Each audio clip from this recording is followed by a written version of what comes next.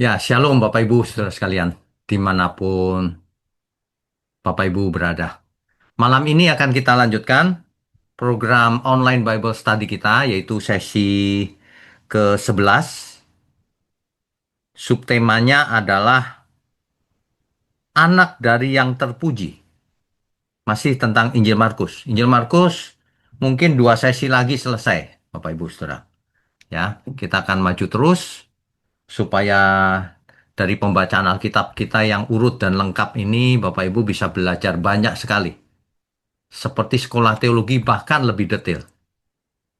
Untuk itu mari kita siapkan keberadaan kita, mari kita tundukkan kepala lebih dahulu. Mari saudara.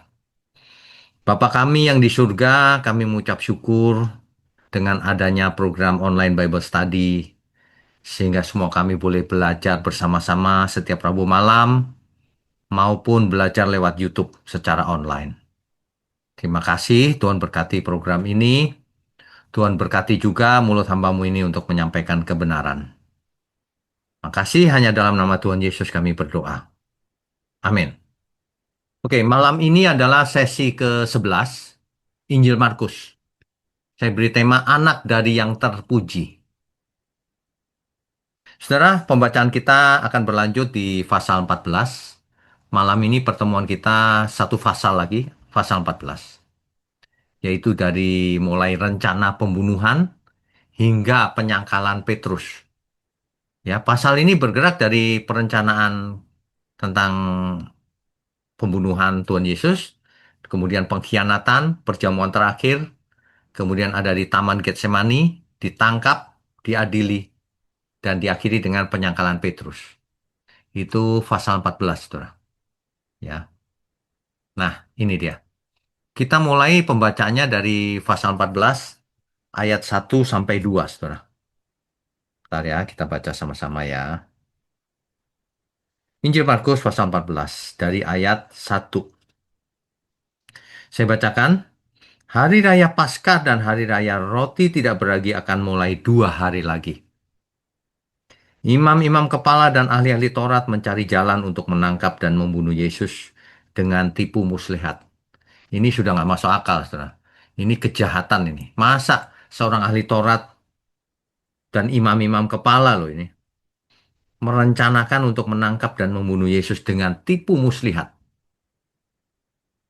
Sebab mereka berkata jangan pada waktu perayaan supaya jangan timbul keributan di antara rakyat. Jadi membunuhnya itu jangan pada waktu perayaan tiba. Supaya tidak terjadi keributan, saudara. Jadi ketika itu konteksnya adalah menjelang Paskah Yahudi. Tapi makna teologisnya gini, saudara. Maknanya adalah rupanya penolakan terhadap Tuhan Yesus ini memuncak. Puncaknya ini di sini nih, ditangkap mau dibunuh. Ya, ini sangat ironi, saudara. Kenapa? Sebab ketika Israel merayakan pembebasan, Paskah Yahudi itu kan pembebasan. Bebas dari perbudakan di Mesir. Merayakan bebasnya perbudakan di Mesir. Ketika merayakan itu malah mereka justru menolak sang pembebas sejati. Mereka merayakan pembebasan dari budak di Mesir menjadi merdeka. Tetapi sang Mesias Juru Selamat datang untuk membebaskan manusia dari hukum dosa, hukum maut. Membebaskan manusia dari lumpur dosa, perbudakan dosa. Malah mau dibunuh. Ini ironi sekali, saudara. Ya, ironi sekali. Nah, kemudian pembacaan kita berlanjut di ayat 3 sampai 9, saudara.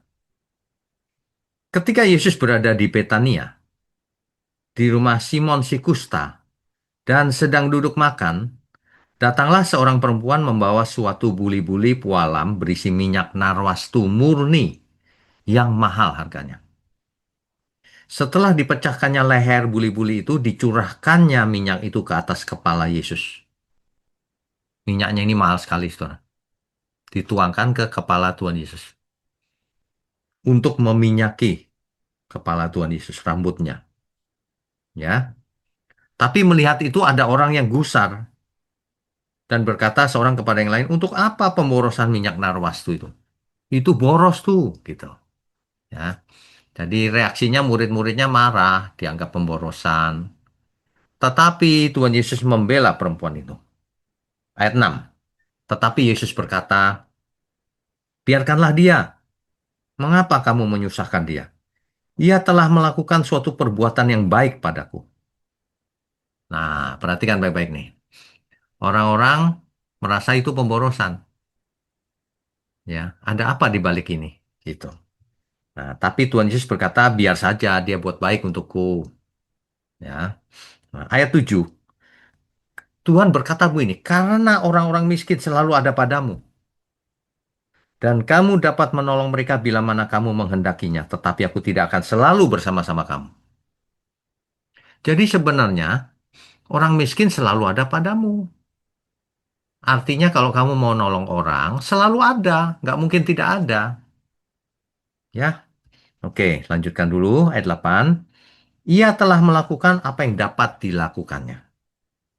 Tubuhku telah diminyakinya sebagai persiapan untuk penguburanku. Oh, rupanya, saudara. Rupanya tindakan perempuan ini untuk meminyaki Tuhan Yesus itu seperti suatu tindakan nubuatan, tindakan profetik bahwa itu mempersiapkan penguburannya Tuhan Yesus, kematian Tuhan Yesus. Itu di ayat 8. Di ayat 9, aku berkata kepadamu, sesungguhnya di mana saja Injil diberitakan di seluruh dunia, apa yang dilakukannya ini akan disebut juga untuk mengingat dia. Perempuan ini jadi dicatat di Injil. Sampai hari ini kita membacanya buktinya. Ya, jadi tindakan perempuan ini itu segalanya. Tindakan yang kekal. Beda dengan Yudas Iskariot. Tindakannya malah menjual Yesus. Bukan meminyaki, malah menjual Yesus. Ya. Nah, ini. Jadi kasih sejati itu selalu nampaknya boros tanda kutip. Padahal itu bukan boros. Ya. Cinta tidak bisa diukur dengan berapapun. Nah, bagi orang yang pelit dikatakan boros. Kalau orang misalnya nih ada yang mendukung pekerjaan ngapain gitu. Nah, yang begitu-begitu itu nggak mengerti kebenaran. Tidak ada yang boros untuk Tuhan. Kalau mau hitung-hitungan sama Tuhan, boleh. Siapa yang mau hitung-hitungan? Itu nafas yang diberikan Tuhan itu diberhentikan saja sebentar. Langsung habis kita, saudara. Lagi pula semua yang ada pada kita ini sebenarnya milik Tuhan. Dan sifatnya sementara. Tidak perlu kita mempersoalkan boros atau tidak. Kalau untuk Tuhan itu semuanya oke saja. Asal dengan sikap hati yang benar. Ya. Nah, jadi kontrasnya perempuan ini memberikan segalanya untuk Tuhan Yesus. Tetapi muridnya Tuhan Yesus sendiri, Yudas, malah menjual Yesus. Banyak ironi di dunia ini, saudara. Ya, jangan kita menjadi ironi dunia ini. Mengaku murid Tuhan Yesus, tapi melakukan kejahatan. Memalukan sekali. Ya. Oke, ayat berikutnya. Ayat 10 dan 11, saudara. Lalu pergilah Yudas Iskariot, salah seorang dari kedua belas murid itu kepada imam-imam kepala, dengan maksud untuk menyerahkan Yesus kepada mereka. Ini ironi banget nih. Muridnya sendiri bahkan. Mereka sangat gembira waktu mendengarnya dan mereka berjanji akan memberikan uang kepadanya. Kemudian ia mencari kesempatan yang baik untuk menyerahkan Yesus.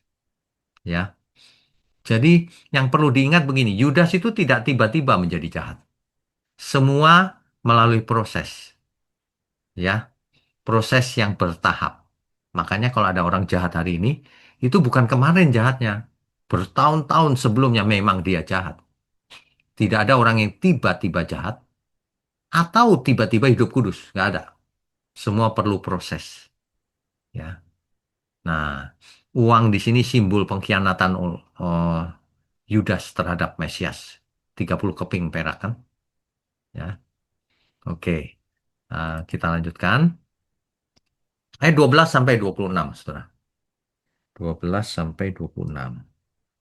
Ini ayat yang panjang sekali, ya. Intinya adalah persiapan dan perjamuan terakhir, perjamuan Paskah terakhir, ya. Jadi sebentar. Di ayat 18.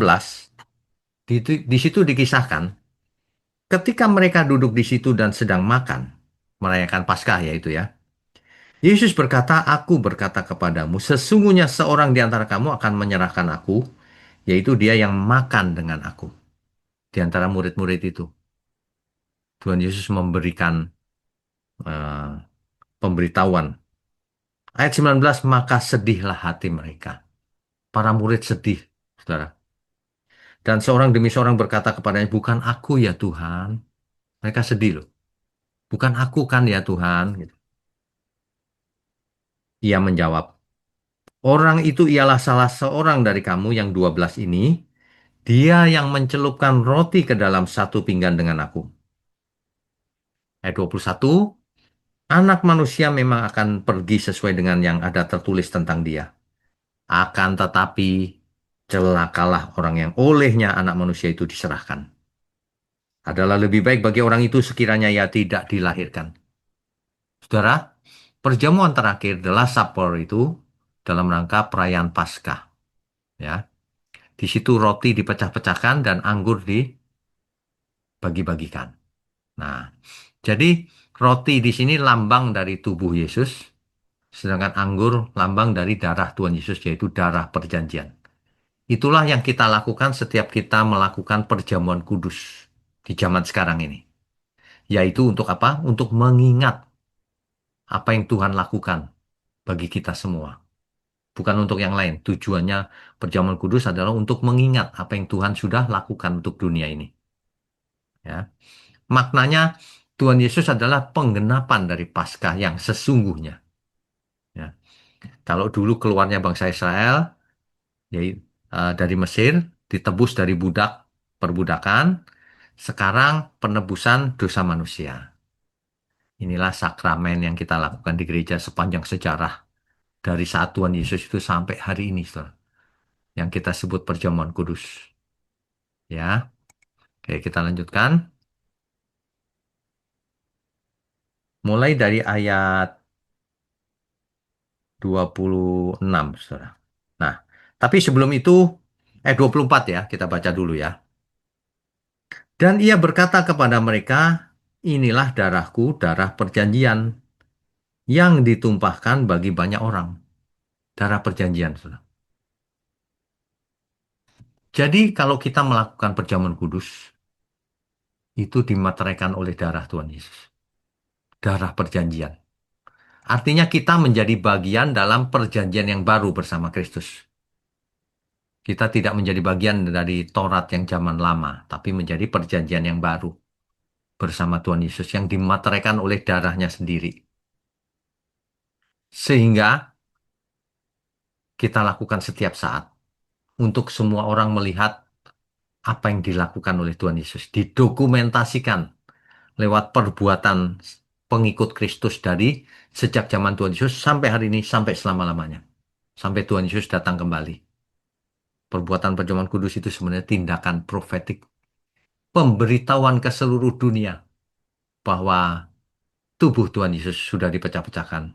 Darah Tuhan Yesus sudah ditumpahkan untuk penebusan dosa manusia.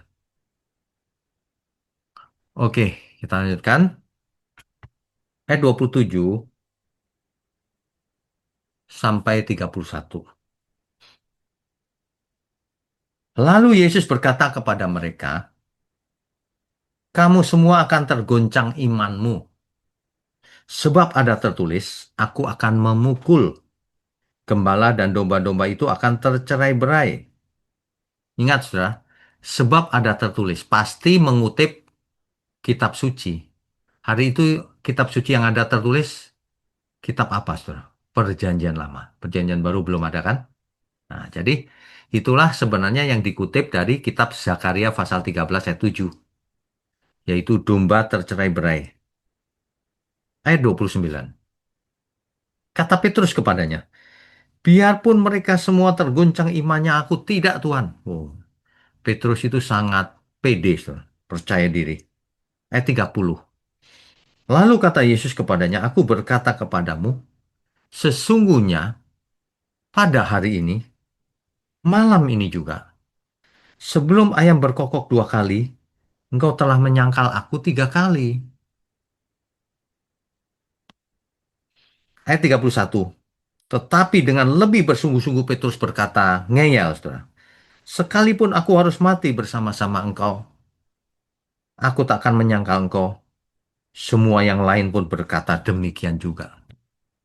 Ini Petrus, loh, saudara. Ya, dia bahkan bersumpah setia sampai mati.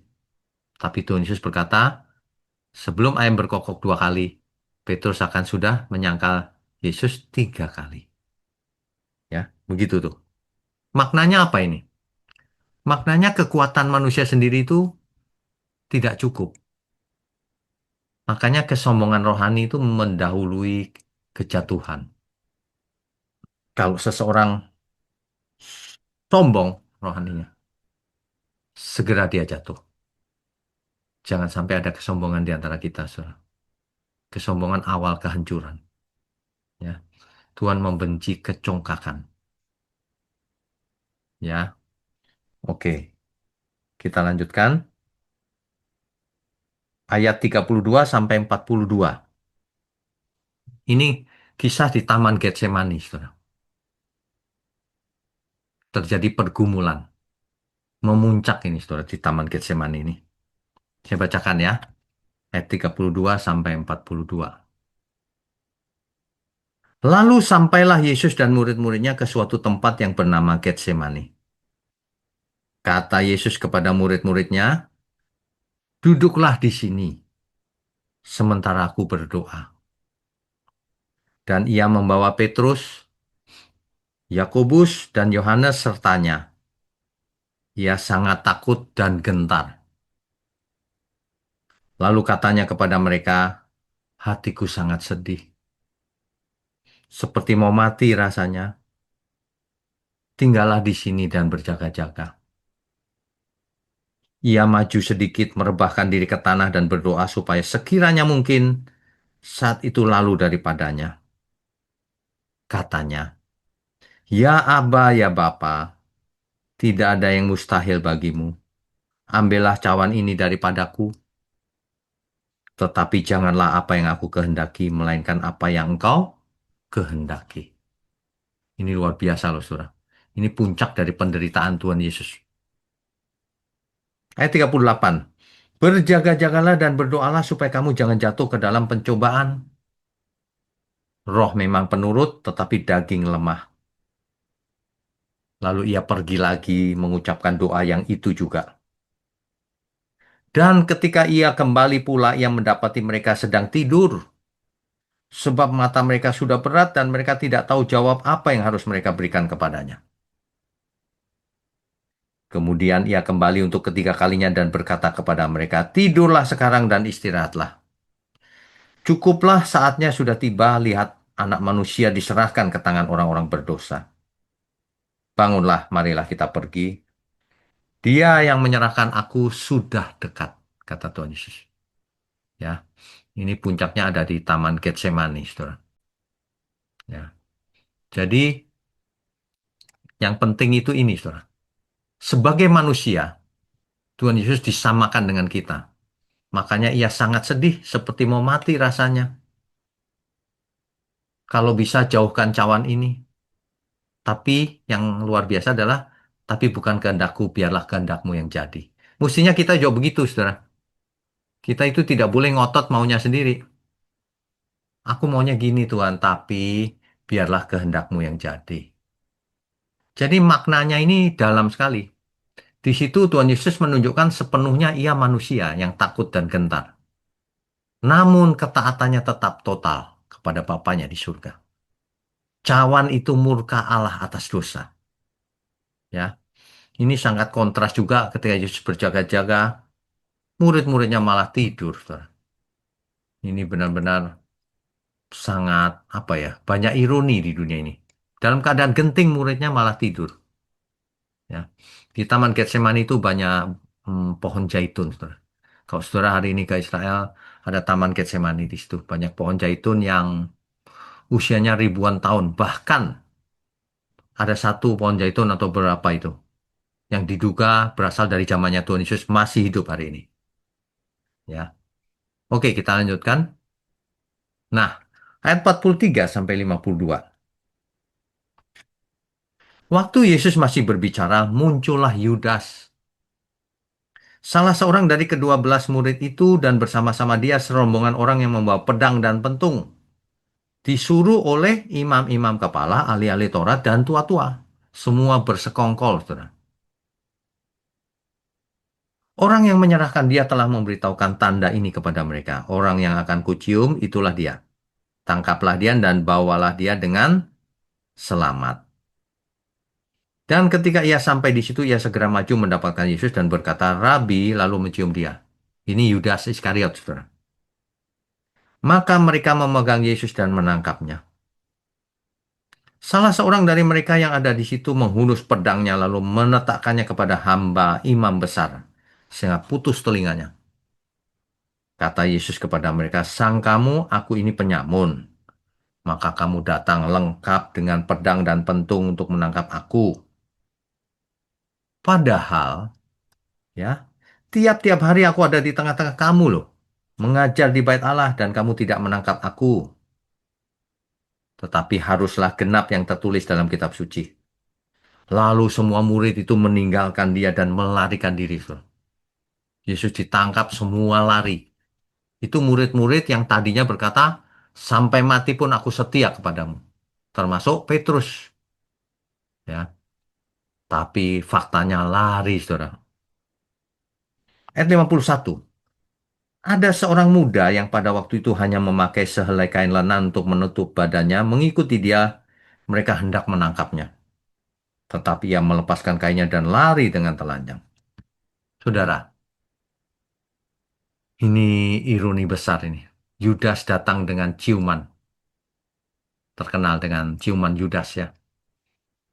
Tanda kasih itu alat pengkhianatan. Ciuman itu menunjukkan pengkhianatan, saudara. Ironinya semua murid-murid yang sudah bersumpah setia sampai mati melarikan diri.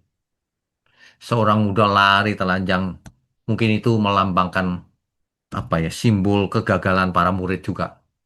Bisa saja, ya saudara ya. Ini kejadian ini mungkin sebagian dari saudara pernah mendengarnya, tapi tetap ketika kita baca selalu kita mendapatkan hal-hal baru. Semua orang bersekongkol ingin menangkap Yesus dengan tuduhan-tuduhan palsu, saudara. Ya, kita lanjutkan pembacaannya dari ayat 53, saudara. Ya, dari ayat 53. Ketika itu Yesus dibawa menghadap imam besar. Lalu semua imam kepala, tua-tua dan ahli Taurat berkumpul di situ. Nah, ini ayat 54-nya. Dan Petrus mengikuti dia dari jauh sampai ke dalam halaman imam besar. Petrus dari jauh lihat-lihat gitu, saudara. Sementara murid yang lain memang sudah lari juga. Dan di sana ia duduk di antara pengawal-pengawal sambil berdiam dekat api. Sambil dekat-dekat api. Hangat kan? Ayat 55. Imam-imam kepala malah seluruh mahkamah agama mencari kesaksian terhadap Yesus supaya ia dapat dihukum mati. Tetapi mereka tidak memperolehnya. Nggak dapat saksi, saudara. Lalu beberapa orang naik saksi melawan dia dengan tuduhan palsu. Ada juga yang mengaku saksi, tapi tuduhannya palsu. Ya, ayat 58. Kami sudah mendengar orang ini berkata, aku akan merubuhkan bait suci buatan tangan manusia ini dan dalam 3 hari akan kudirikan yang lain. Yang bukan buatan tangan manusia. Dalam hal ini pun kesaksian mereka tidak sesuai dengan satu dengan yang lain. Semua ceritanya lain-lain, jadi nggak bisa jadi saksi. Maka, nah ini yang penting. Saudara perhatikan baik-baik. Ayat 60. Maka imam besar bangkit berdiri di tengah-tengah sidang dan bertanya kepada Yesus. Katanya, tidakkah engkau memberi jawab atas tuduhan-tuduhan saksi-saksi ini terhadap engkau? Kok diam aja sih? Gitu. Ayat 61. Tetapi ia tetap diam, saudara, dan tidak menjawab apa-apa. Imam besar itu bertanya kepadanya sekali lagi katanya, apakah engkau Mesias? Anak dari yang terpuji. Nah ini pertanyaan ini nih. Apakah engkau Mesias? Anak dari yang terpuji. Yesus menjawab, akulah dia. Akulah dia dan kamu akan melihat anak manusia duduk di sebelah kanan yang maha kuasa dan datang di tengah-tengah awan-awan di langit. Maka imam besar itu mengoyakkan pakaiannya dan berkata, untuk apa kita perlu saksi lagi? Kamu sudah mendengar hujatnya terhadap Allah? Bagaimana pendapat kamu? Lalu dengan suara bulat mereka memutuskan bahwa dia harus dihukum mati. Ayat 65, lalu mulailah beberapa orang meludahi dia dan menutupi mukanya dan meninjunya sambil berkata kepadanya, hai Nabi, cobalah terka. Malah para pengawal pun memukul dia. Saudara sekalian, Yesus dianggap menghujat Allah dan dijatuhi hukuman mati. Bukan karena kejahatan, tapi karena ia mengungkapkan identitas aslinya, yaitu anak dari yang terpuji, Sang Mesias. Sang Mesias anak dari yang terpuji. Ya, apa artinya dari yang terpuji? Nah, ini saudara harus ngerti. Yang terpuji itu adalah cara lain untuk menyebut Allah. Dalam tradisi Yahudi, nama Allah itu sangat dihormati dan sering tidak diucapkan secara langsung karena sangat suci. Misalnya, 4 huruf nama Tuhan YHWH itu mereka menyebutnya Adonai.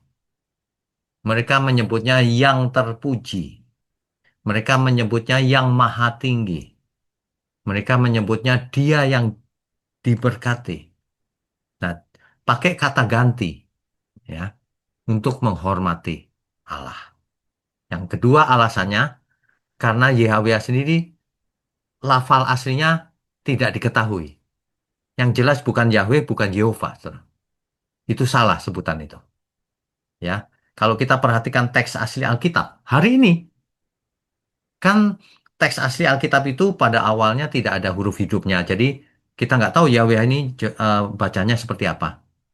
Lalu oleh para ahli kitab diberikan huruf vokal di situ supaya bisa dibaca. Huruf vokalnya ternyata kalau kita mengerti itu adalah tanda, kode. Bukan supaya dibaca sebagai huruf vokal, tapi kode supaya dibaca Adonai. Dan itu berlaku sampai hari ini. Saudara bisa baca sendiri. Saudara yang bisa mengakses teks asli, saudara coba saja lihat teks asli. Nanti tidak ada Yahweh. Kalau saudara tidak mengerti tradisi, saudara pikir itu Yehova. Bukan. Itu kode supaya dibaca Adonai. Jadi anak dari yang terpuji itu maksudnya adalah anak Allah. Ya, makanya disebut menghujat Allah, mengaku anak Allah. Pertanyaannya kan dua tadi. Apakah engkau Mesias? Apakah engkau anak Allah, anak yang terpuji? Tuhan Yesus menjawab dengan tegas, akulah dia.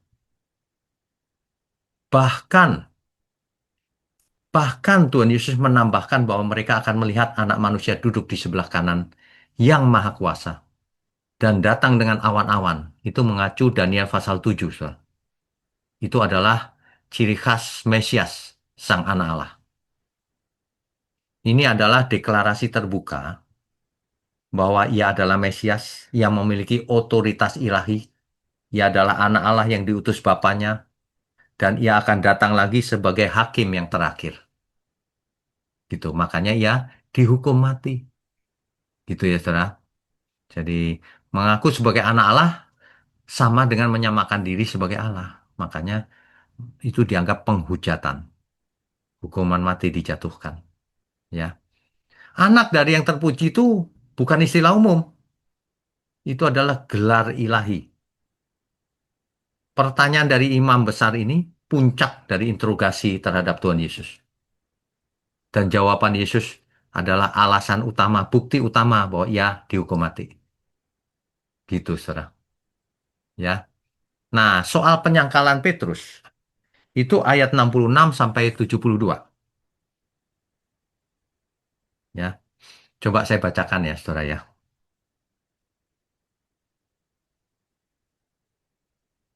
Pada waktu itu Petrus masih ada di bawah di halaman. Lalu datanglah seorang hamba perempuan imam besar. Dan ketika perempuan itu melihat Petrus sedang berdiam, ia menatap mukanya dan berkata, "Engkau juga selalu bersama-sama dengan Yesus orang Nazaret itu kan?" Tetapi Petrus menyangkal, saudara.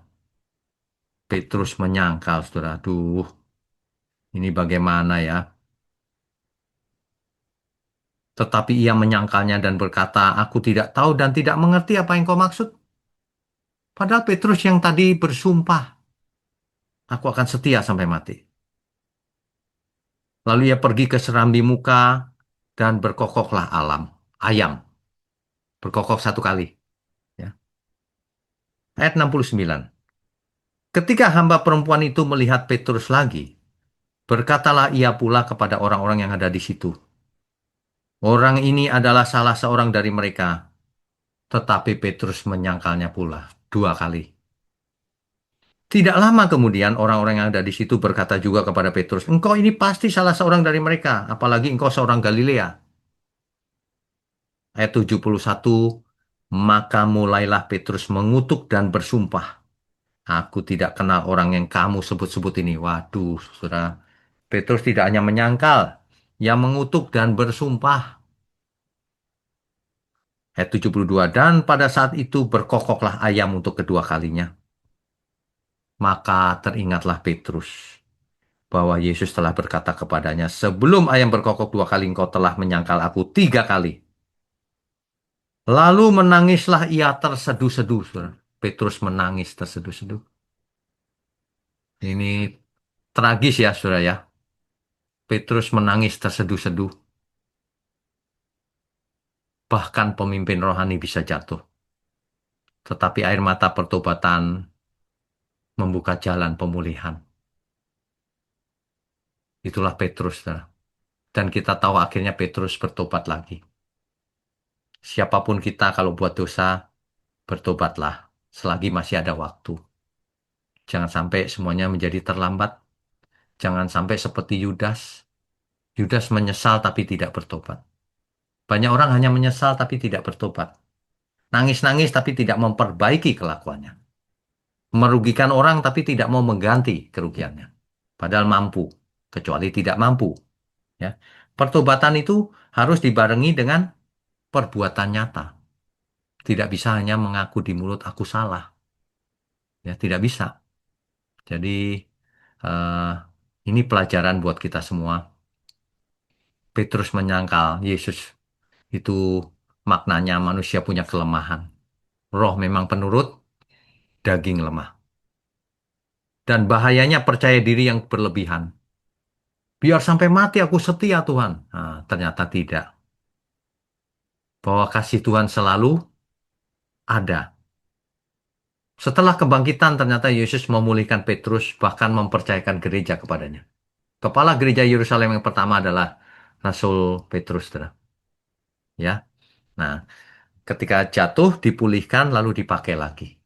Siapapun kita, keadaannya bagaimanapun bisa dipakai Tuhan lagi. Asal bertobat. Ya. Aplikasinya begini. Jangan terlalu percaya dengan kekuatan diri sendiri, mentang-mentang misalnya kaya, berkuasa, ya, terkenal, populer. Nggak boleh, kita mesti mengandalkan kekuatan Tuhan. Harus waspada terhadap tekanan dan rasa takut. Tidak boleh kita kalah lalu menghujat Tuhan, apalagi mengutuk, ya. Saat jatuh jangan lari dari Tuhan, justru makin dekat Tuhan. Cari Tuhan, karena Tuhan bisa memulihkan keadaan kita yang jatuh. Bahkan Tuhan bisa pakai kita semua, saudara. Ya, ini pelajaran yang luar biasa. Jadi, kalau kita pelajari pasal 14 ini, yang pertama ada beberapa kontras daripada karakter. Perempuan itu memberi total, tapi Yudas justru berkhianat. Petrus lemah, tapi Yesus taat sempurna kepada Bapaknya. Poin nomor 2, Yesus sebagai anak domba Paskah. Tuhan Yesus memang datang untuk disiapkan mati, saudara. Darahnya menjadi perjanjian yang baru. Anak domba Allah. Ya. Yang ketiga, kegagalan manusia itu bagaimanapun Allah tetap setia. Manusia tetap diberi kesempatan kalau mau bertobat. Ya. Yang keempat, kedaulatan Allah itu meskipun kelihatannya menurut manusia kok begini ya, tetapi semuanya terjadi sesuai rencana Allah. Akhirnya bangkit kan, maut dikalahkan. Ya, saudara ya. Oke, jadi kita sudah tahu anak dari yang terpuji. Mungkin di antara Bapak Ibu ada yang belum apa mengerti tadinya. Kok ada istilah anak dari yang terpuji ya? Maksudnya anak Allah. Jadi apakah Yesus itu Allah? Ya, tetapi bukan Allah Bapa, anak Allah yang tunggal. Jangan dirubah-rubah. Kalau ada yang ngerubah, itu salah, saudara. Yesus itu Allah yang menjelma jadi manusia. Iya, tapi anak Allah, bukan Allah Bapa. Jangan salah ya. Oke, kita buka diskusi dan tanya jawab. Sebentar, saya buka dulu eh, tombolnya. Ya, oke, silakan unmute yang mau bertanya. Ibu Evanti lebih dulu, silakan. Ya, shalom Mbak Tanto. Shalom. Saya jadi ingat tadi ada wanita itu meminyaki kepala Yesus. Ini sama Ya, nggak dengan yang waktu itu menangisi Yesus, kemudian menangisi di kakinya, dia menyeka dengan air mata, rambutnya begitu sama nggak ya? di ayat yang berapa itu? Nggak, saya pernah mendengar cerita, cuman saya nggak hafal ayatnya, tapi ada di Alkitab Perjanjian Baru juga, Yesus dicium kakinya, Diminyaki pakai kemudian rambutnya kan? Yang pakai diminyaki air pakai matanya. rambutnya. Terus kemudian diseka dengan rambutnya itu sama nggak ya dengan ini ya? Eh, sayang ibu nggak tahu ayatnya ya. Kalau ada ayatnya saya bisa periksa sebentar.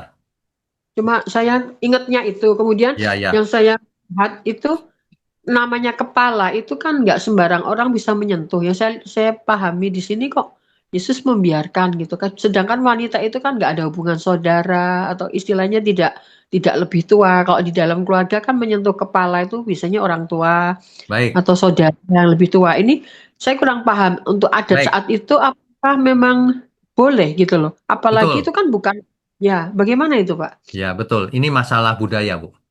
Jadi budaya Hmm, hari itu meminyaki rambut dengan minyak itu mengurapi. Itu penghormatan, Bu. Kalau cuma sekarang pegang kepala kan tidak hormat ya. Kalau hari itu iya, mengurapi itu, urapan itu biasanya diberikan kepada seorang nabi, imam, iya, atau raja. iya, Tiga aja. iya.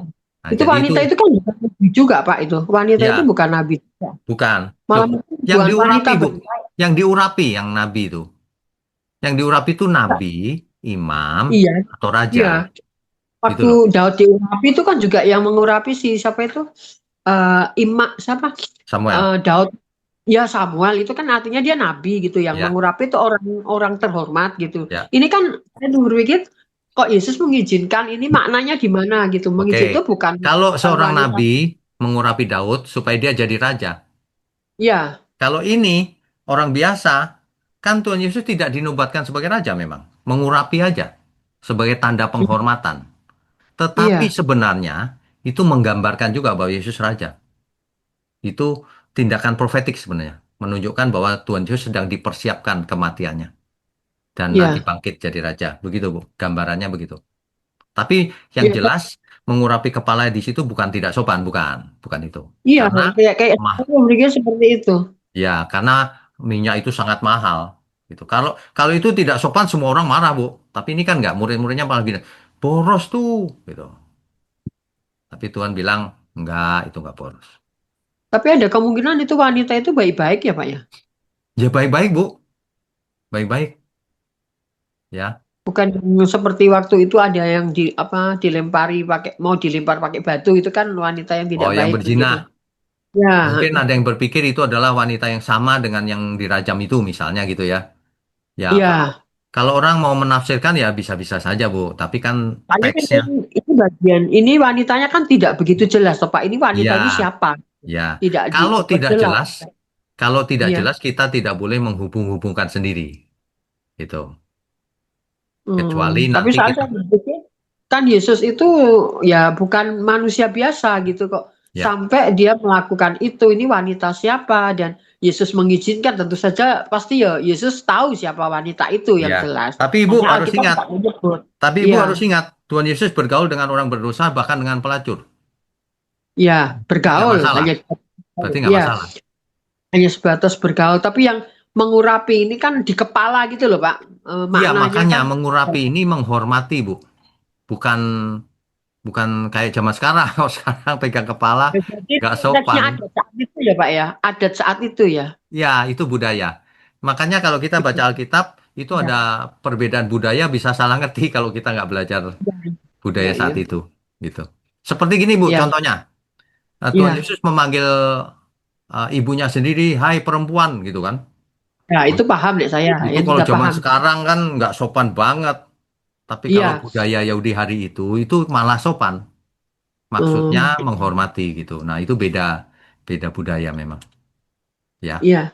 Mm-mm. Terus tadi juga yang kedua soal ini Pak Petrus itu, kalau kita menilai Petrus itu karena sudah tahu bahwa akhirnya Petrus mengkhianati.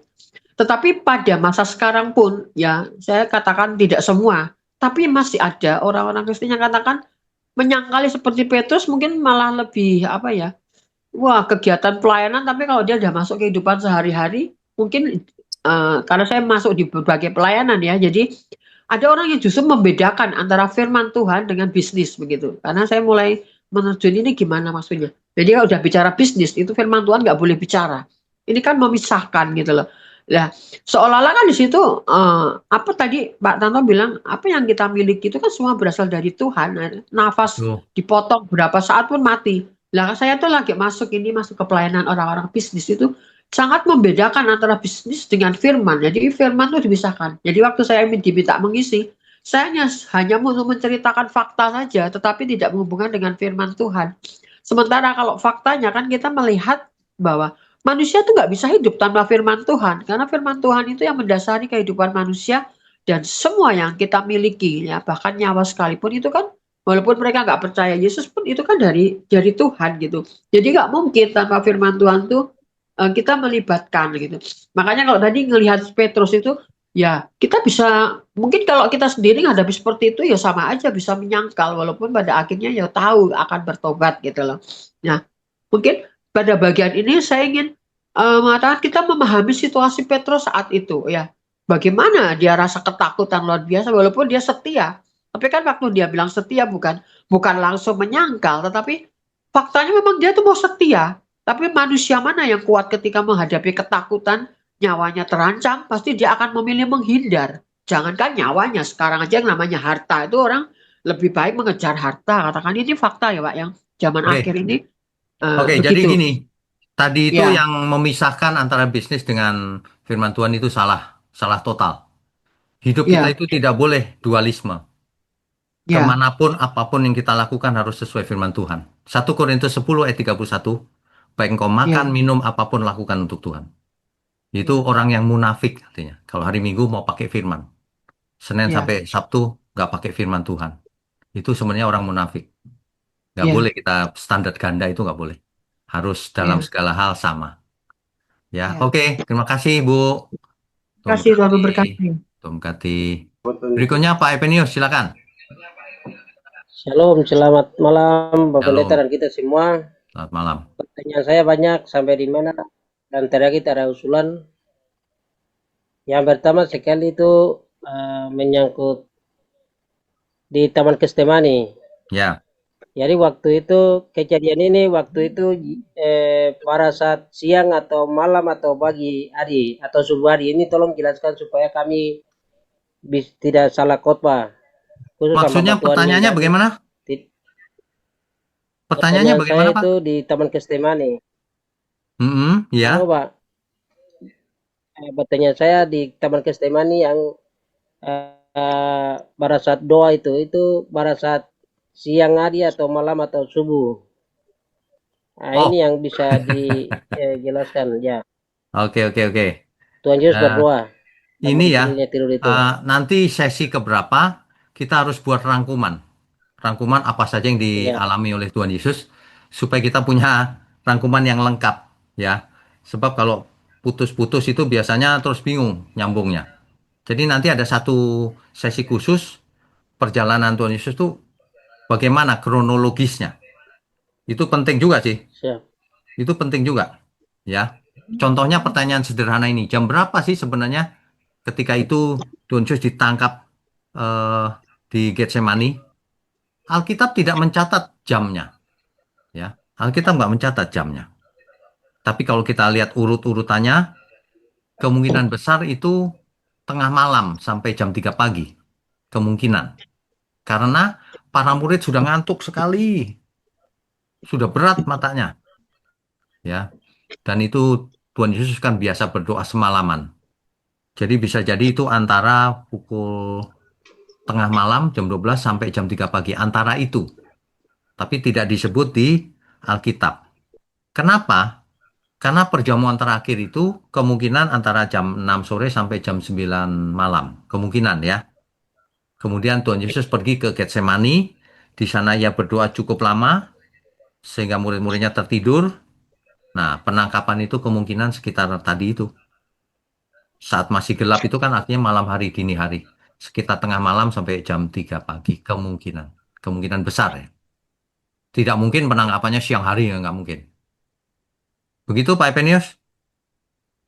Terima kasih. Yang kedua itu apa perbedaan atau ini beda Kak? Yang 3 kali berdoa sama dengan yang 3 kali penyangkalan Petrus ini beda atau sama ini? Ini tolong dijelaskan. Kan tiga kali jadi. Oh ya beda. Tuhan Yesus berdoa kan di Getsemani. Petrus kan menyangkal itu dua hal yang berpisah. Terpisah sama sekali, nggak ada hubungan. Iya. Ya, itu saja. Eh, ada lagi. Terus yang ke berikut adalah tentang berjamuan kudus ini. Ya, Jadi berjamuan kudus ini pertanyaan saya di sini ini penting. Jadi khusus kami yang eh, gini nih, ini kan kami dari Calvinisme. Jadi biasa berjamuan ini ada yang beda-beda yang kami arahkan. Jadi ini seperti yang sesuai dengan Alkitabiah itu seperti apa yang bisa diarahkan. Karena yang mereka yang sudah baptis duluan tapi dia kawin di luar, berarti itu dia tidak bisa ambil bagian berjamuan kudus. Sampai itu bagaimana? Sesuai dengan Alkitabiah itu, Pak Pendeta, tolong jelaskan. perjamuan kudus itu yang penting ada simbol roti dipecah-pecahkan dan ada simbol anggur. Meskipun benerannya itu bukan anggur, itu kan sirup ya. Yang itu hanya lambang. Ada yang sebulan sekali, ada yang setiap minggu, nggak terlalu esensi. Esensinya adalah ketika kita melakukan sakramen itu, biar orang-orang mengerti juga yang dimaksud apa, mengingat akan apa yang dilakukan oleh Tuhan Yesus. Itu aja yang penting. Ya, Ya. oke. Terus kita ini jaga-jaga itu besok mau Pak Pendeta masih di situ, Sabung. Yang kami mau besok perjamuan jadi jaga-jaga itu kah atau jaga-jaganya seluruh hidup ini atau setiap hari ini kami sedikit salahnya di situ. Jadi seperti apa? Setiap hidup ini untuk Tuhan atau mau ikut perjamuan baru jaga Maaf, marah saya nggak orang ngerti kah pertanyaannya. atau salah dosa. Saya nggak mengerti pertanyaannya apa. Seperti ini. Bas mau ikut ambil bagian berjamuan kudus baru jaga seluruh hidup ini atau selama hidup ini harus jaga hidup kekudusan ini. Oh ya begini, orang ikut perjamuan kudus artinya ia harus hidup kudus. Kalau ia Iya, selama ia berbuat dosa tapi mau berani mengambil perjamuan kudus ya dia berurusan dengan Tuhan. iya, Kan kan sebagai hamba Tuhan kita nggak bisa melarang si A si B kan nggak tahu juga. Tapi masing-masing kita harus mengambil perjamuan kudus dengan sikap yang benar. Itu harus, itu aja ya. terima Oke, kasih. Pak Epenius. Terakhir ini mau ini apa usulan untuk khusus untuk perjamuan ini harus satu topik ya, Ya, Bapak. ya benar. Nanti satu topik khusus ya. Nanti suatu hari. Ya, Suatu hari betul. kita akan bahas per topik supaya banyak orang Siap. dibukakan pengertiannya. Oke, berikutnya Pak Yaman, silakan. Shalom, selamat malam Shalom. Pak. Shalom, selamat malam. Kalau kita lihat imam besar menanya Tuhan Yesus, ya terkadang sering atau mungkin banyak Tuhan Yesus diam tidak menjawab. Ya, Nah, kenapa itu Pak kira-kira? karena yang dituduhkan kepada Tuhan Yesus itu tidak benar, Pak. Untuk apa dijawab? Tidak relevan. Jadi nggak perlu dijawab. Hmm, Tetapi perhatikan ketika imam kepala bertanya, apakah engkau Mesias, anak dari yang terpuji? Nah, kalau itu relevan dan penting sekali, makanya langsung dijawab, akulah dia. Kalau yang lain-lain itu nggak penting pertanyaannya. Yang dituduhkan jadi, begini, begitu, itu nggak penting. Nggak terbukti juga sih. jadi Itu, Pak. merasa bahwa Tuhan Yesus itu merasa bahwa pertanyaan itu dalam tanda kutip pertanyaan konyol lah bagi Tuhan Yesus. Ya, Ya, ya benar. kira-kira begitu. Ya, itu. Oh, iya. Jadi diabaikan oleh Tuhan ya. Iya, Ya, satu lagi Pak ya. ya, Ini mungkin sedikit waktu yang mungkin belum sampai ke sana, tapi saya teringat saja waktu Yesus disalib ada dua perkataannya di kayu salib, Bapa ampunilah mereka karena mereka tidak tahu apa yang diperbuatnya. ya. Nah, kemudian pertanyaan berikut atau kelima atau keenam baru ada juga perkataan Yesus, Allahku Allahku mengapa engkau meninggalkan aku? Ya, Pertanyaan saya, mengapa pada perkataan Yesus disalib itu yang pertama disebut Bapa, sedangkan yang berikut disebut Allahku Allahku. Kalau di atas tadi Bapa, ampunilah mereka. Makasih oke, Pak. oke. Sebenarnya gini, Pak. Allah, Elohim, apapun sebutannya itu, sebenarnya menunjukkan Allah Bapa kan, sebenarnya. Iya, Nah, betul jadi Pak. Tuhan Yesus terkadang memanggilnya langsung Bapa, nggak pakai Allah Bapa. Bapa, Iya, Bapa kami yang di surga kan gitu. Sebagai iya, pengganti kata Allah.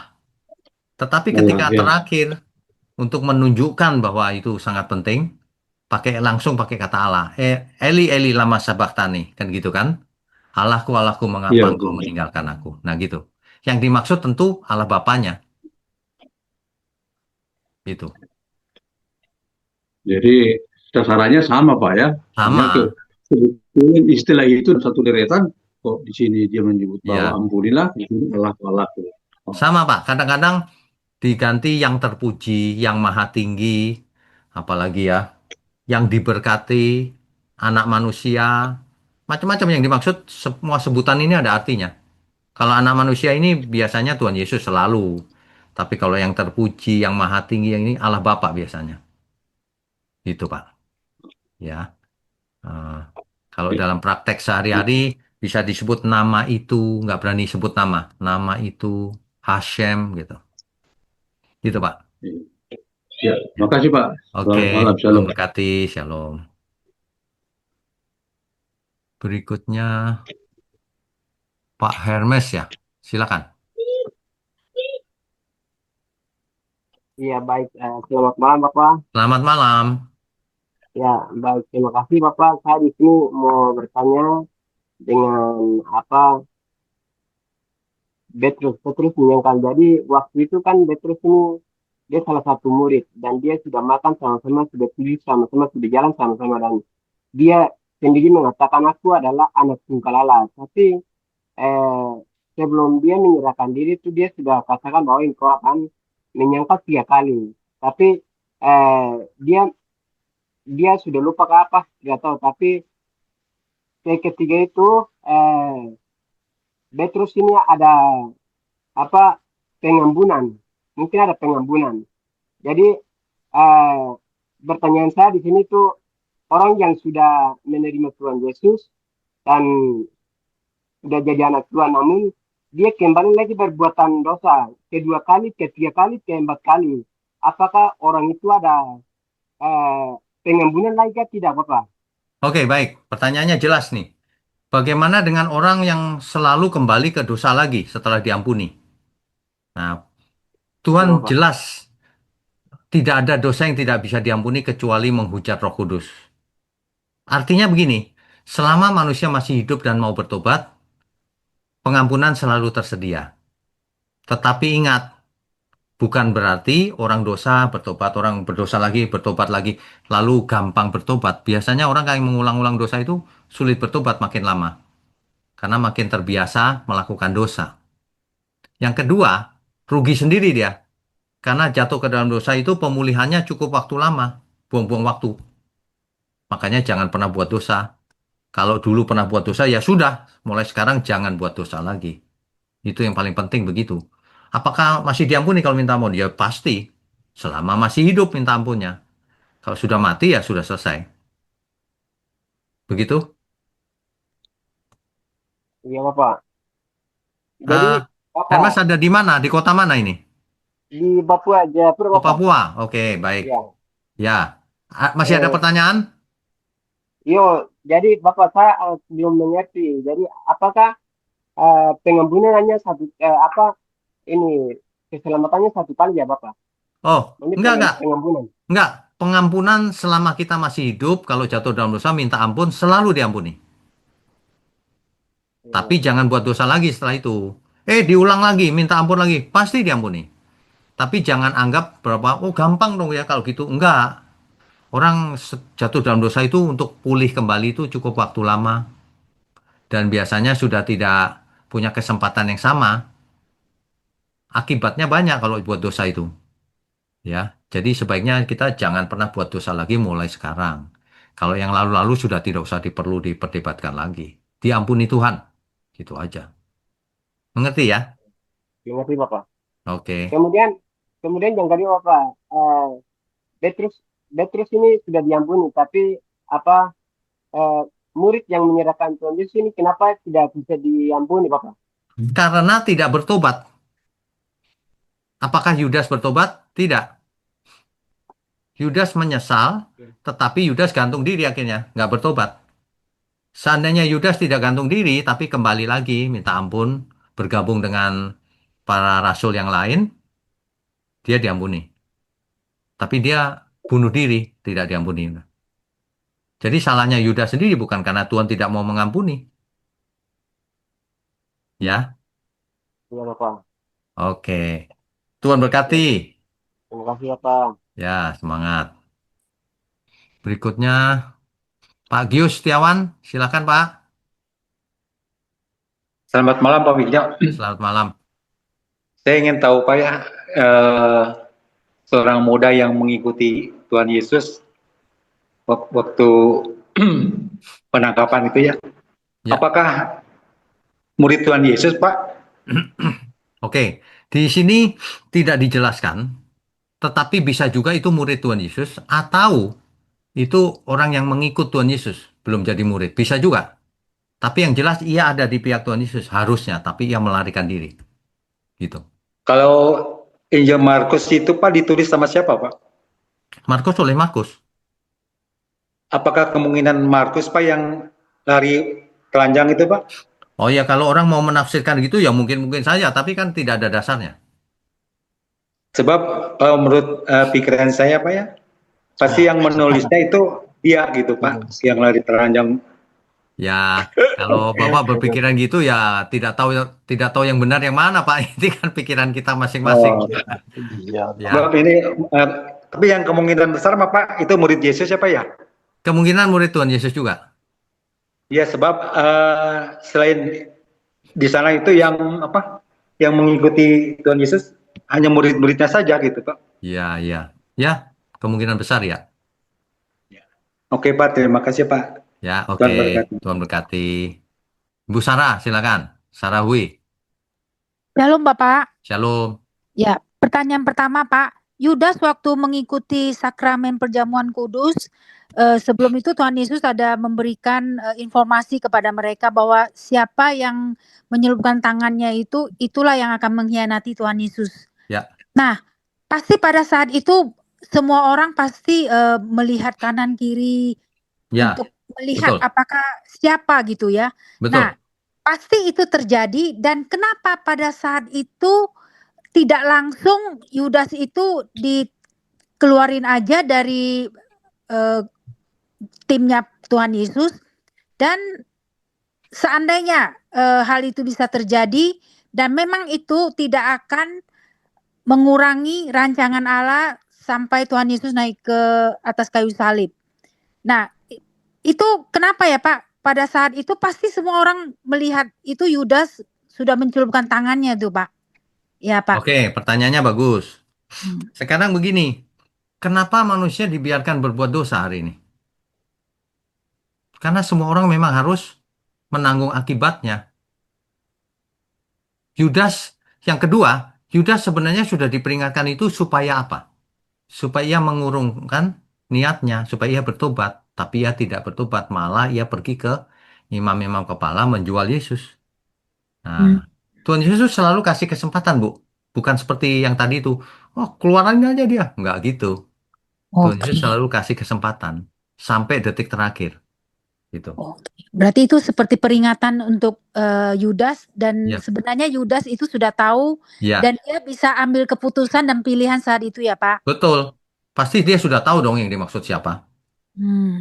Makanya dia langsung pergi ke imam-imam kepala kan, karena dia tahu disindir. Oke. Itu jelas sekali kayak ketahuan sekali itu ya Pak. Betul, sangat ketahuan. Iya, terbuka sekali gitu. Iya, mestinya kan Yudas minta maaf, enggak deh, ampun, tapi enggak. Ya dia Jadi tidak bablas. ada yang bisa disalahkan kecuali salahnya dia sendiri memang. Keputusan kan dia yang buat. Sudah diperingatkan Tuhan Yesus pada. Ya, dia dihadapkan pada pilihan ya Pak. Iya, memang ada yang maksa dia, nggak ada. Dia Sama, kita juga bablas. begitu loh, nggak ada yang maksa kita. Kalau kita jahat, memang keputusan kita sendiri jahat. Ya, selalu pilihan itu diberikan Allah ya Pak. Iya, benar. Dan dia bablas saja ya Pak. Iya, betul. Oke. Ya, Dan yang kedua ya Pak, ya. tentang menghujat Roh Kudus Pak. Kan kita pernah lihat banyak kesaksian, banyak orang mengutuki Tuhan Yesus. Dan orang itu akhirnya bertobat dan menjadi Kristen yang baik. Nah, ini apa bedanya dengan menghujat Roh Kudus dan tidak bisa diampuni Pak? Oke. Ya. Ini yang dimaksud menghujat Roh Kudus itu jangan berpikir menghina Roh Kudus pakai mulut saja, bukan itu. Oke. Menghujat Roh Kudus itu suatu keadaan, bukan suatu ucapan atau tindakan. Suatu keadaan manusia di mana dia sudah mengeraskan hatinya dan tidak mungkin bertobat lagi selamanya. Pasti tidak diampuni lagi. Seperti setiap kasus di mana seseorang mengeraskan hatinya, itu pasti sudah tidak diampuni lagi. Contohnya kenapa Ananias Safira langsung mati?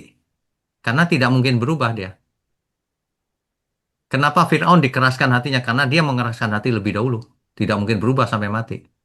Jadi itu hanya Tuhan Allah yang tahu itu ya Pak? Nah di situ kita tidak boleh menghakimi siapapun. Oh kamu sudah mengucap Roh Kudus, nggak boleh, kita nggak tahu kan. Ya, iya Pak. Karena banyak orang menyangka, menilai, oh kamu memaki-maki Tuhan Yesus, tidak hormat sama Tuhan Yesus, itu menghujat Roh Kudus. Berarti bukan menghujat Roh Kudus yang kayak gini ya Pak? Bukan. Oke. Menghujat Roh Kudus itu Roh Kudus berbisik sudah nggak dengar juga Bu, udah nggak mau dinasihati. Itu menghujat dan tidak tiba-tiba sampai ke level itu. Pertama mendukakan roh. Kita bandel gitu buat dosa terus. Lama-lama tuli, udah nggak dengar lagi ya udah menghujat Roh Kudus. Oh itu yang menghujat, mengeraskan hati itu Iya. menghujat ya Pak? Betul. Intinya gini, selama manusia mau bertobat, diampuni. Sudah tidak bisa bertobat, dibinasakan. Oke. Berarti ada limitnya ya Pak? Ya, tentu ada limit. Dan Banyak orang limit, tidak mengerti bahwa Tuhan Yesus ada limit juga. Limitnya ketika kita menutup mata belum bertobat ya binasa pasti gitu aja. Dan limitnya itu diberikan oleh Allah Bapa kepada setiap orang, limitnya lain-lain ya Pak? Ya, betul. Bukan limitnya lain-lain, seperti umur kita berapa kan kita nggak tahu. Iya Pak. Nah gitu. Yang penting kita berpikir bahwa selama kita bisa melakukan sesuatu, lakukan untuk Tuhan gitu aja. Ya Pak. Ya. Oke, paham Pak. Oke. Ya terima kasih, Tuhan Yesus Baik. memberkati Pak. Tuhan berkati. Ya. Pak Irwan, silakan Pak. Shalom Pak Winyo. Shalom. Mengenai cawan berlalu, Ya. Saya diberitahu bahwa cawan itu adalah penampungan dosa seluruh umat manusia yang akan ditanggung oleh Tuhan Yesus. Tuhan Yesus mengatakan biarlah kalau bisa cawan berlalu. Apakah itu semacam ada plan B gitu dari Oh, rencana Allah yang original misalnya gitu. tidak, Dan Tuhan tidak ada. Yesus berkata, Tidak ada, Pak. Itu maksudnya begini. Aduh, cawan ini berat sekali nih. Ya, kalau sebagai manusia biasa, kalau bisa cawan ini berlalu. Tetapi ketaatannya Tuhan Yesus melebihi segalanya. Tapi biarlah kehendakmu yang jadi, bukan kehendakku. Itu maksudnya. Bukan ada plan B, bukan. oh oke, jadi itu sebenarnya dimaksudnya untuk orang-orang lain gitu, untuk Maksudnya bagaimana? manusia-manusia lain gitu, Enggak, untuk enggak. mencoba mengharapkan tidak terjadi gitu. Bukan. Bukan begitu. Maksudnya manusia, Tuhan Yesus sebagai manusia, dia merasakan beratnya menanggung itu. Oke. Menanggung dosa itu. Kalau bisa jangan deh, berat nih. Makanya sedih sampai mau mati rasanya. Peluhnya menetes seperti darah karena berat bebannya gitu.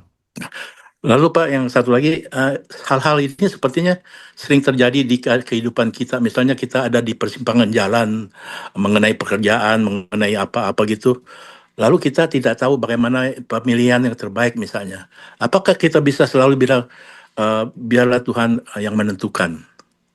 Oke, begini. Biarkan ini yang terjadi Oke, mengerti. berdasarkan. Mengerti. Jadi batasnya begini, Pak. Selama kita bisa lakukan, harus kita yang lakukan. Itu bagian kita artinya. Di luar yang kita tidak bisa lakukan, ya, di luar yang bisa kita lakukan artinya kita tidak bisa lakukan, kita serahkan sama Tuhan saja. Nah, baru itu namanya bertanggung jawab. Jangan gini, kita bisa melakukan, biar Tuhan, Tuhan saja yang melakukan. Loh, itu pemalas namanya. Kita lakukan apa yang terbaik yang bisa kita lakukan. Hasilnya berapapun terserah Tuhan.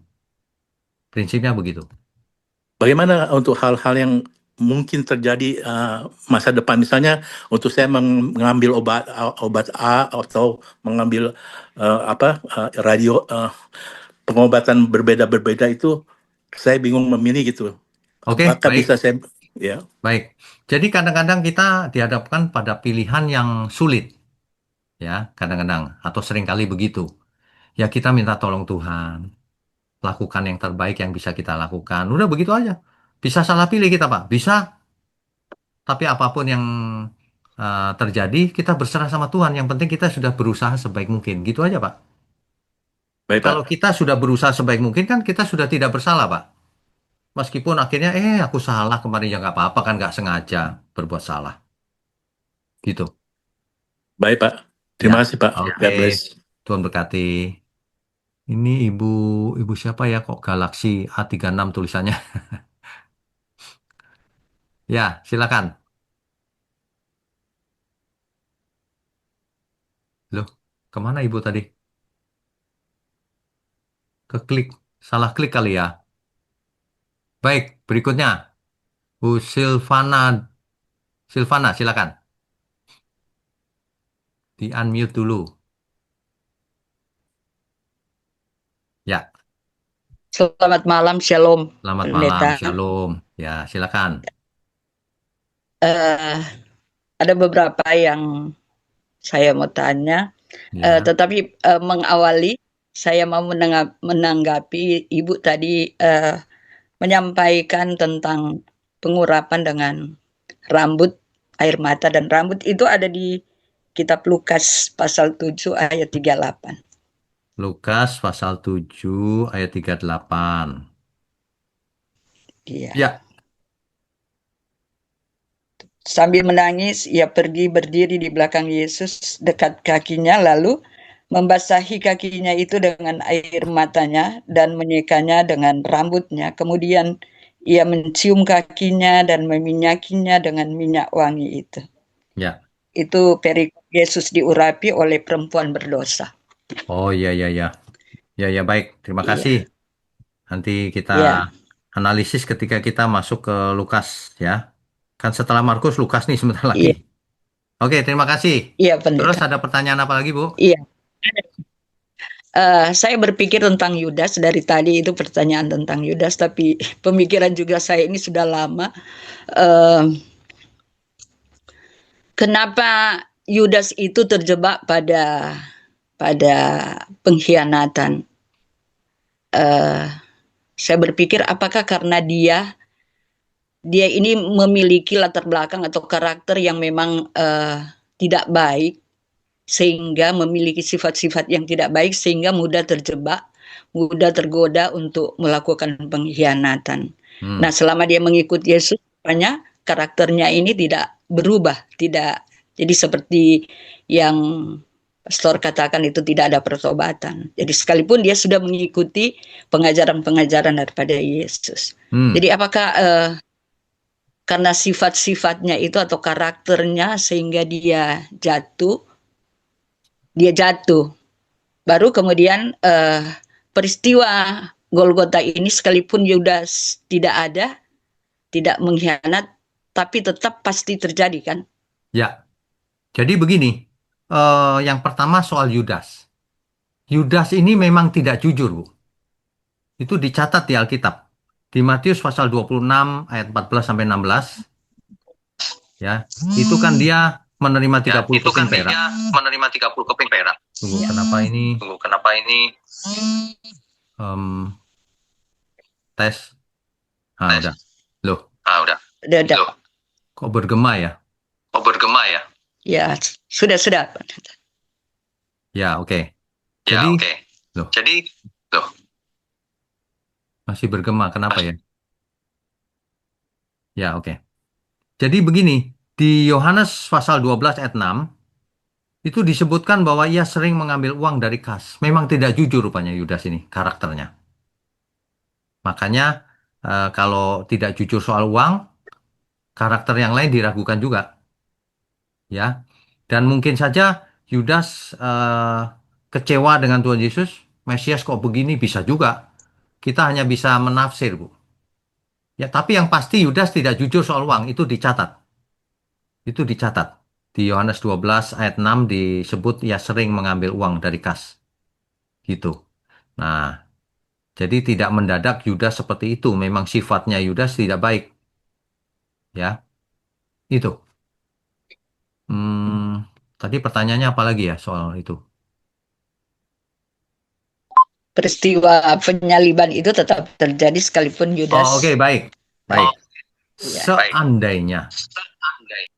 Seandainya Yudas tidak menjual Yesus, kita harus teliti membacanya bahwa orang-orang imam kepala, tua-tua, orang-orang ahli Taurat, semua bersekongkol ingin membunuh Yesus. Jadi kalau itu nggak lewat Yudas, pasti caranya ada. Pasti, nggak mungkin nggak ada Yudas lalu udah nggak usah dibunuh. Nggak mungkin, ini merencanakan loh. Yudas hanya salah satu caranya. Seandainya Yudas tidak menjual Yesus, ya pasti dipaksakan dengan segala cara. Tetap saja. Sebab rencana Tuhan tidak bisa gagal. Begitu, Bu. Ya. Oke, itu saja. Oke. Ya. Oke, Tuhan berkati, Bu. Makasih. Berikutnya siapa ya? Pak Ridwan ya. Silakan Pak Ridwan. Ya, malam Pak Wikyo. Malam. Itu di Taman Getsemani itu ya, yang selalu dibawa tuh Petrus, Yakobus, Yohanes. Ya. Apakah ketiga murid itu memang punya misi khusus ya? Kayaknya perhatian khusus Yesus itu. Kalau kita perhatikan, memang Petrus itu istimewa ya. Ya, Nanti kita tahu bahwa setelah Tuhan Yesus naik ke surga kan Petrus menjadi kepala gereja di Yerusalem, ya kan? ya, Nah, Yohanes juga istimewa ya. karena Yohanes nanti yang menulis Wahyu. Injil Yohanes, dan yang penting-penting itu kan Yohanes juga. Satu lagi siapa tadi? Yakobus. Yakobus. Yang lain kemana? Pertanyaannya kan gitu ya. Ya, Sebenarnya tidak ditulis di Alkitab kenapanya. Tapi ya kita bisa membuat tafsiran yang sesuai kita. Kalau saya nggak mau menafsir, Pak. Karena kalau menafsir kan subjektif ya. Jadi ya biarkan begitu saja. 3 murid yang ikut gitu. Nggak apa-apa, nggak masalah. Kalau saya nggak permasalahkan sih. Ada lagi, baik. Pak? Baik Pak, terima kasih Pak Wikyo. Itu saja. Ya, Oh ya, oke. Tuhan berkati. amin. Bu Farida, silakan.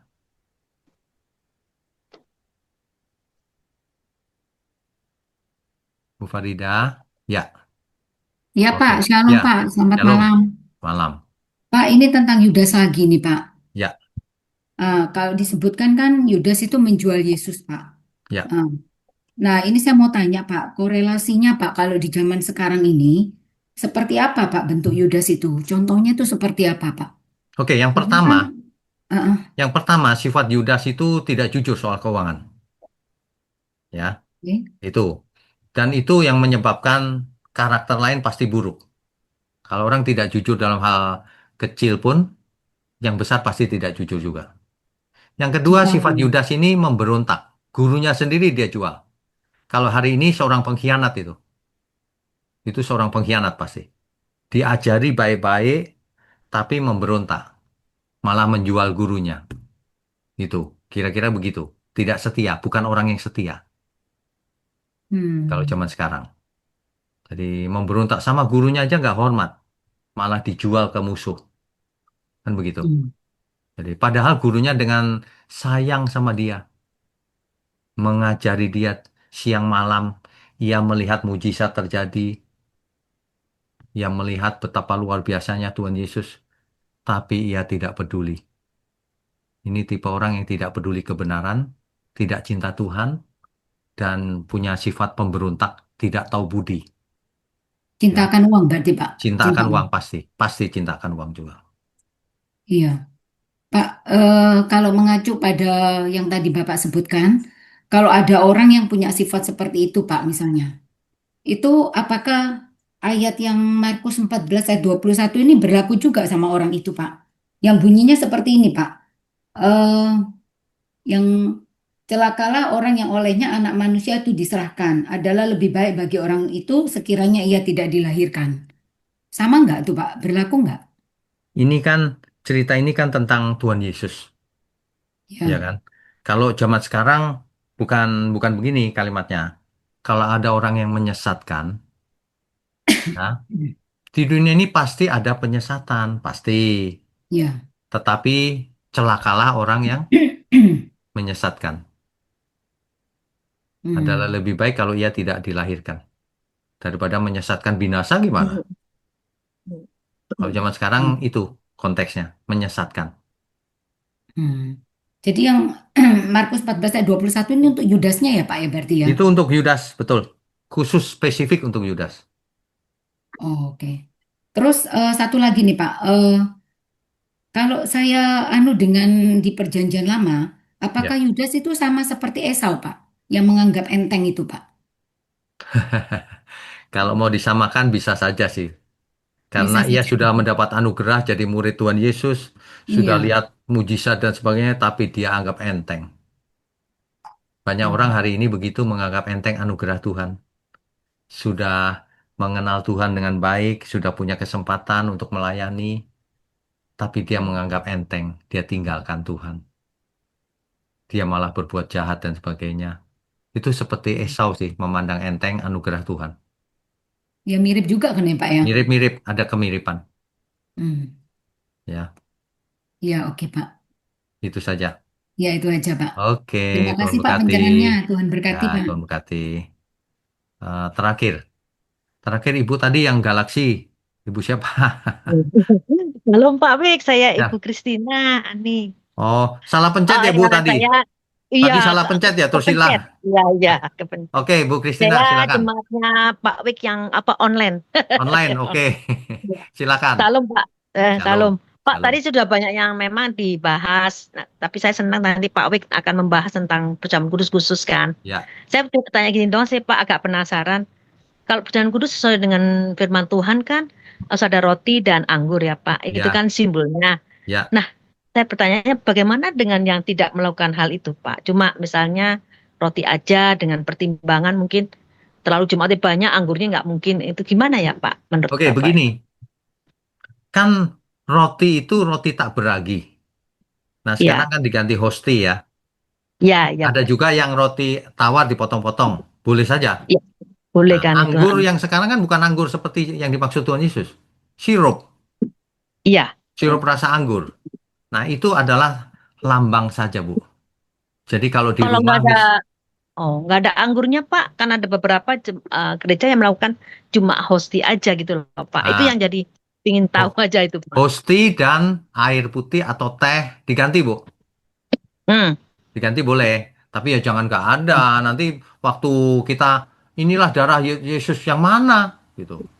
Ya kan? Tapi saya menerimanya cuma, maaf ya Pak, dari gereja yang sepandu kan, cuma nerimanya kan cuma hosti aja itu jemaatnya Pak.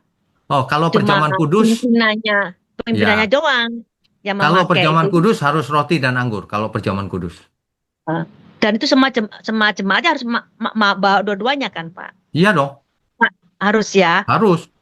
Kan seperti Kalau ini, Bu. yang Seperti apa yang dilakukan Tuhan Yesus kan?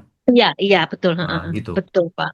Mm-mm. Lah, terus bagaimana yang tidak melakukan seperti Tuhan Yesus loh Pak? Maksudnya gitu loh Pak. Kan Oke, banyak baik. beberapa Baik. gereja Katolik, Ya, sama saya Katolik ya, seperti itu kan nggak melakukan. Bagaimana Pak itu? ya, baik. Sebenarnya perjamuan kudus itu kan lambang ya. Ya, ya Jadi, lambang aja. lambang. Nah, Sama seperti baptisan, Bu. Baptisan itu meskipun lambang itu selam kan. Bagaimana yang nggak diselam? Ini kalau menurut saya ya, kalau orang nggak setuju ya terserah. Orang nggak dibaptis pun, kalau belum punya kesempatan, tapi yang melakukan kehendak Tuhan, ya tetap selamat. Kan Tuhan itu ya, bukan birokratif gitu. Oh, belum, nggak bisa, nggak selamat dong, kan nggak gitu.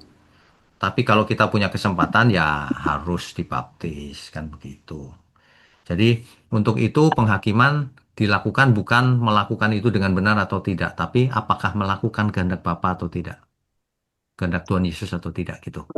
Jadi gitu. sebaiknya kita tidak menilai hal-hal tidak yang tidak utama. Yang Ya, penting banget jangan. Kalau yang ya beda dikit misalnya anggur diganti teh ya masih oke lah itu lambang gitu. Ya. tapi memang harus sesuai dengan firman Sesuai dengan Tuhan kan Pak. Alkitab.